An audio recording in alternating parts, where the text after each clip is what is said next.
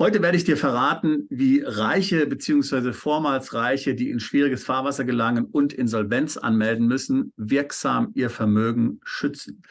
Bitte beachte, dass dies jahrelange Vorbereitung benötigt. Wenn es bei dir 11:55 ist und die Insolvenz unmittelbar bevorsteht, dann sind die hier beschriebenen Maßnahmen nicht für dich geeignet. Bitte, bitte, setze sie nicht um. Sie können dich in Schwierigkeiten bringen. Du kannst deswegen im Knast landen. Vermögensverschiebung in der Insolvenz oder vor einem bestehenden Insolvenzverfahren ist eine Straftat. Meine Kollegen und ich haben seit 2007 Mandanten mit hohen Schulden bei der EU-Insolvenz, zunächst in England und später in Irland, begleitet. Hohe Schulden, das heißt für uns über 1 Million Euro in der Kreide zu stehen. Die meisten Mandanten, die wir hier vertreten haben, haben aber weitaus höhere Verbindlichkeiten. Manchmal 10, manchmal 25, manchmal sogar 50 Millionen Euro. So mag es dann auch nicht verwundern, dass wir im Laufe der Zeit über 1/4 Milliarde Euro an Schulden ganz legal entsorgt haben. Nun fragst du dich vielleicht, oh mein Gott, wie kann jemand 50 Millionen Euro Schulden haben? Naja, da geht es natürlich hier nicht um Spielcasino-Schulden oder Kreditkartenschulden. Die meisten Mandanten, die wir hier vertreten haben, waren deswegen so hoch verschuldet, weil sie für ein geschäftliches Bankdarlehen gebürgt hatten, anderweitig haften mussten oder auch manchmal Steuerschulden hatten. Wir haben auch etliche Prominente vertreten. Der Boris Becker, der war nie unser Mandant, will ich hier ganz klar sagen. Ja. Wäre der unser Mandant gewesen, wäre seine Situation niemals so eskaliert. Vielleicht erinnerst du dich, er hatte Vermögen vor dem Insolvenzverwalter verschwiegen und dann auch noch Gläubiger selektiv bezahlt, also sich der Gläubigerbevorzugung schuldig gemacht. Es handelt sich dabei um Insolvenzstraftaten, letztendlich Betrug. Und dass er dafür eingebuchtet wurde, war zu erwarten. Das Ganze ist ja in England geschehen, denn er hat in England gelebt. Nichts hassen die Engländer mehr, als sich von einem arroganten, selbstherrlichen Deutschen auf der Nase herumtanzen zu lassen. Auch noch jemand, der keinerlei Reue zeigt und wie ein unreifer Teenager keine Verantwortung für sich und andere übernimmt. Wie man Vermögen nicht schützt und sich dann auch noch strafbar macht, weil man Vermögen den Gläubigern entzieht, das hat dir unser Bobbele vorgeführt. Darum geht es hier ganz sicher nicht. Jeder unserer Mandanten, die in England oder Irland die Insolvenz angemeldet haben, waren komplett mittellos und vermögenslos. Ohne Netz und doppelten Boden. Ja. Außer einem Girokonto mit vielleicht ein paar hundert Euro besaßen sie überhaupt nichts mehr. Keine Autos, keine edlen Uhren, keine teuren Klamotten. Dennoch lebten sie alle ziemlich komfortabel. Ich mag mich erinnern, dass ein Mandant in einem typischen Fußballerhaus außerhalb Londons wohnte. Riesengroß, 10 Zimmer, Pool und so weiter und so fort. 15.000 Pfund Miete im Monat. Ein anderer war Nachbar von U2-Sänger Bono in Dublin und traf sich angeblich, so sagte er mir, regelmäßig mit Bono auf ein Guinness. Mag man glauben oder nicht. Dennoch hat sich keiner dieser Mandanten rechtswidrig verhalten. Nun denkt man ja immer, dass die Reichen mit gewieften Anwälten irgendwelche Strukturen bauen lassen, die dann niemand durchdringen kann. Nach meiner Erfahrung ist das totaler Quatsch. Meine Mandanten hatten weder irgendwelche Stiftungen, Offshore-Firmen, Trusts oder Treuhänder installiert. Nochmal, das ist alles komplett illegal während oder vor einer Insolvenz und ein typischer Boris-Fehler. Du kommst in den Knast, wenn du dich auf sowas einlässt und es kommt raus. Was ist also das Geheimnis wirksamen und funktionierenden Vermögensschutzes? Es klingt fast banal, aber die Antwort ist Familienzusammenhalt, eine gute Ehe, enge Beziehungen mit Eltern und Geschwistern. Alle Mandanten, von denen ich hier spreche, hatten Jahre vor der Insolvenz und ohne dass sie ahnten, dass hier jemals etwas schiefgehen würde, ihr gesamtes Vermögen an die Familie verteilt, meistens an den Ehepartner.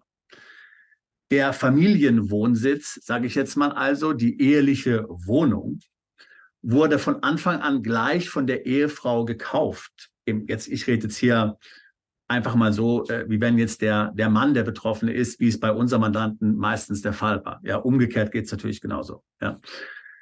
Der Ehemann, der dem geschäftlichen Risiko ausgesetzt war, war niemals der Eigentümer. Der hat also nicht mal die Immobilie irgendwann dann an die Frau übertragen, sondern von Anfang an hat die Frau letztlich die Immobilie gekauft und hier auch dann die Finanzierung übernommen. Jetzt fragst du vielleicht, aber Sebastian, meine Frau verdient nicht viel. Die Bank würde ihr nie die Finanzierung für unser Haus geben.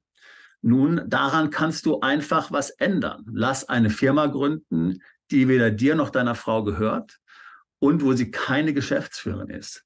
Zahle ihr ein Gehalt in Höhe von 10.000, 15.000, 20.000 im Monat und du wirst sehen, wie schnell sie hier eine bombastische Bonität hat. Sie kann Autos leasen, sie kann entsprechend Finanzierungen beschaffen für Häuser und alles Mögliche. Achte natürlich darauf, dass du dann deine Ehepartnerin niemals in irgendwelche Business-Deals oder sowas involvierst, wo sie einem Risiko ausgesetzt würde. Ich erlebe leider immer wieder Fälle, wo dann auch hier die Ehefrau mit gebürgt hat mit ihrer Unterschrift. Das ist natürlich dann fatal. Das darf natürlich niemals der Fall sein. Halte sie komplett raus. Sie muss komplett außerhalb der Haftung sein. Sonst funktioniert das Ganze natürlich nicht. Ja? Wenn du jetzt natürlich keine Ehefrau hast, dann überlege dir vielleicht andere Familienmitglieder, andere Vertrauenspersonen. Wie gesagt, Eltern, Geschwister, alle kommen hier in Frage. Der Schlüssel ist natürlich immer der, dass man alles komplett legal macht. Wie gesagt, ganz wichtig ist, dass sich hier keinerlei finanzielle Schwierigkeiten am Horizont abzeichnen. Du kannst davon ausgehen, dass die 5 Jahre vor einer Insolvenz, was die Übertragung von Vermögen anbelangt, sehr genau geprüft werden. Also alles, was in den 5 Jahren davor passiert, ist schon mal grundsätzlich kompliziert. Ja. Daher am besten baut man das Ganze von Anfang an so auf. Mal angenommen, du gründest eine neue Firma, vielleicht ein neues Start-up, die ist ja am Anfang sowieso noch nichts wert. Das ist der Zeitpunkt, wo hier deine Vertrauensperson, deine Ehefrau einsteigen muss. Ja, sie wird hier Eigentümerin schon zu diesem frühen Zeitpunkt. Ganz wichtiger Punkt, es darf hier, wie ich es vorhin schon gesagt habe, kein Netz und keinen doppelten Boden geben. Es muss tatsächlich die Situation bestehen, dass du im Risiko bist, alles zu verlieren, wenn deine Frau entscheidet, zum Beispiel alles mitzunehmen und dich zu verlassen. Also hier in irgendeiner Weise jetzt eine Vereinbarung zu machen über einen Anwalt oder Notar, wo du dann noch von hinten rum irgendwie Zugriff auf das Vermögen hast und dir das Vermögen dann sichern kannst, weiß ich, irgendeine Rückkaufvereinbarung für 1 Euro oder sowas. Das ist im Falle einer Insolvenz alles angreifbar und im Grunde würde es das ganze Setup wertlos machen. Ja. Es basiert also tatsächlich natürlich auf Vertrauen. Wenn das nicht gegeben ist, aus irgendwelchen Gründen auch immer, dann würde ich dir strikt von dieser Lösung abraten. Es hat noch einen anderen wichtigen Vorteil, wenn du diese Dinge so sauber organisierst. Ich kann mich an einen konkreten Fall erinnern, wo der Mandant es nicht so gemacht hatte. Beiden Ehepartnern hat das Haus gehört. Und es kam dann eben zu finanziellen Schwierigkeiten bei dem Ehemann. Hier bei seinem Business ging es bergab. Die Bank hat die Finanzierung gekündigt, wollte dann von ihm eben eine Bürgschaft einfordern. Und sie hatten eben dieses wunderschöne Haus, was sie vor 10 Jahren gekauft hatten, was die Frau mit großer Liebe zum Detail eingerichtet hatte. Es war ihr Traumhaus, ihr sogenanntes Forever Home, wie man im Englischen sagt. Und im Grunde drohte dann, dass jetzt hier dieses Haus dann letztlich zwangsversteigert werden würde, um hier die Verbindlichkeiten bei der Bank zu decken. Du kannst dir vorstellen, welche Auswirkungen das auf die Ehe des Mandanten hat.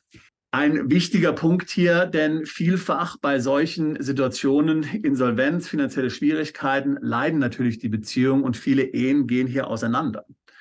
Daher der beste Weg, um deine Ehe zu erhalten, um den Frieden in der Familie zu erhalten, ist hier rechtzeitig deine finanziellen Angelegenheiten so zu planen, wie ich es dir gerade eben gesagt habe. Stell dir mal vor für 5 Minuten, dass du tatsächlich komplett mittellos bist und du hast im Grunde nichts, hast aber natürlich einen gewissen Einfluss und kannst relativ viel kontrollieren, aber selbst besitzt du nichts. So, und jetzt kommst du, wie auch immer, in eine finanziell schwierige Situation und musst vielleicht Privatinsolvenz anmelden. Eigentlich kann dir das ja komplett egal sein, ja. Denn du kannst weiterhin in deinem Haus wohnen, du kannst weiterhin dein Auto fahren, das ja deiner Frau gehört. Deine Frau kann dir ihre Kreditkarte geben für alle möglichen Einkäufe. Was sind also die wirklichen Konsequenzen eines Insolvenzverfahrens für dich persönlich? Gut, sicher, du hast jede Menge Ärger, es ist unangenehm, es ist peinlich und so, klar. Aber dein Leben geht eigentlich ganz normal seinen Gang. Ja, du musst hier nicht befürchten, dass du Haus und Hof verlierst, dass deine Autos verkauft werden und so weiter und so fort, ja, sondern du kannst weiter komfortabel leben, immer natürlich unter der Annahme, dass deine Einnahmequelle hier nicht versiegt. Aber ehrlich gesagt, das ist natürlich bei vielen Mandanten meistens nicht gegeben. Die haben ja mehrere Eisen im Feuer. Das heißt, selbst wenn dann eines notleiden wird, läuft es dann anderweitig immer noch weiter. Und selbst wenn du etwas den Lebensstandard reduzieren musst, kann das ja trotzdem noch schön sein, wenn du nicht vor dem absoluten Nichts stehst. Ich würde dir raten, denk darüber nach, wie du dein Vermögen umstrukturieren kannst. Vor allen Dingen, wenn du neues Vermögen anschaffst, sind diese Aspekte entscheidend für dich. Ich persönlich würde jedem Unternehmer sagen, du bist am besten besitzlos. Du besitzt am besten gar nichts. Ja.